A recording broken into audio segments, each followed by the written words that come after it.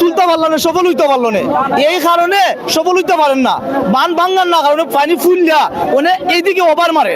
মূল সমস্যা হইল কি আপনার উপজেলার শান্তিগঞ্জ উপজেলার আস্তুমা এবং আসামপুরা বান ও উদয়রা নদী পার বান, এই বানটা যদি ভাঙ্গা হইতো তাহলে আমরা সব কৃষক শান্তিতে মানে দানটি তুলতে পারলো না।